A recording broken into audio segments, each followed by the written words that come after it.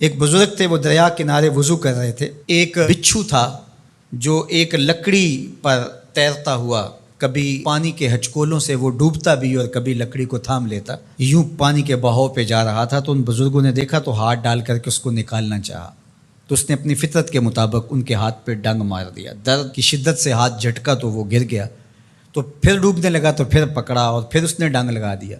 7 مرتبہ اس نے ڈنگ مارا اور آپ اس کو نکال کے 8ویں مرتبہ باہر نکالنے کی کوشش کر رہے ہیں۔ تو مرید نے کہا جو پاس بیٹھا تھا، حضرت یہ بار بار آپ کو ڈنگ مارتا ہے اور آپ اس کو نکالنے کے لیے کوشاں ہیں۔ فرمایا وہ اپنی بری فطرت سے باز نہیں آتا، میں اپنی اچھی عادت سے باز کیسے آ جاؤں؟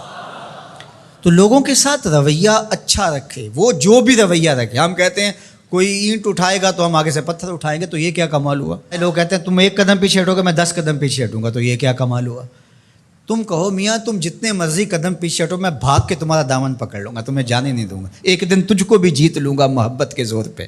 ہم کہتے ہیں کہ فلاں میرے ساتھ اچھا سلوک کرتا ہے تو میں بھی اچھا کرتا ہوں، فلاں کا سلوک میرے ساتھ اچھا نہیں ہے تو ٹھیک ہے، جس طرح وہ چلتا ہے میں بھی اسی طرح چل رہا ہوں۔ یہ تو پھر برابری ہوئی۔ اگر کوئی برائی کے ساتھ معاملت کرتا ہے تو آپ بھی اس کے ساتھ ایسے ہی کرتے ہیں، تو برائی میں برابر ہے۔ اور اگر آپ کے ساتھ کوئی اچھا سلوک کرتا ہے تو آپ بھی اس کے مقابلے میں اچھا کرتے ہیں، تو پھر بھی آپ برابر ہیں، لیکن اچھائی میں برابر ہے۔ تیسری صورت یہ ہے کہ کوئی آپ سے اچھا سلوک کرتا ہے اور آپ اس سے برا سلوک کرتے ہیں، یہ بدترین صورتحال ہے۔ اور سب سے بہتر صورت کیا ہے کہ کسی کا رویہ تلخ بھی ہو، کسی کا انداز نامناسب بھی ہو، کوئی آپ کے ساتھ برا سلوک بھی کرتا ہو لیکن آپ اس کے ساتھ اچھا سلوک کرتے ہیں۔ خون کا رشتہ ہے، دودھ کا رشتہ ہے، وطن کا رشتہ ہے، ہمسائیگی کا رشتہ ہے، آپ کے ساتھ اس کی تعلق داری ہے، آپ کے آباء و اجداد کی آپس کے اندر سانجھ تھی اور آپ اس کو نبھا رہے ہیں، تو یہ ہے بہترین رویہ کہ کسی کا کوئی بھی رویہ ہو آپ اس کے ساتھ اچھا رویہ اختیار کرتے ہیں۔ حضرت عقبہ بن عامر رضی اللہ تعالی عنہ کو حضور نے ارشاد فرمایا تھا، سل من قطعک واعط من حرمک واعف عن من ظلمک۔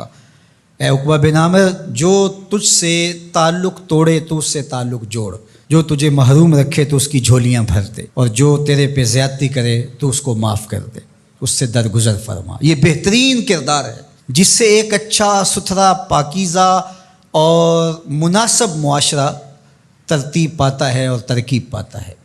تو میرے اور آپ کے آقا و مولا نے ہمیں یہ تلقین کی، بلکہ فرمایا جو یہ چاہتا ہے کہ اس کی عمر میں برکت ہو اور رزق میں اضافہ ہو، وہ رشتہ داروں کے ساتھ سلوک اچھا کرے۔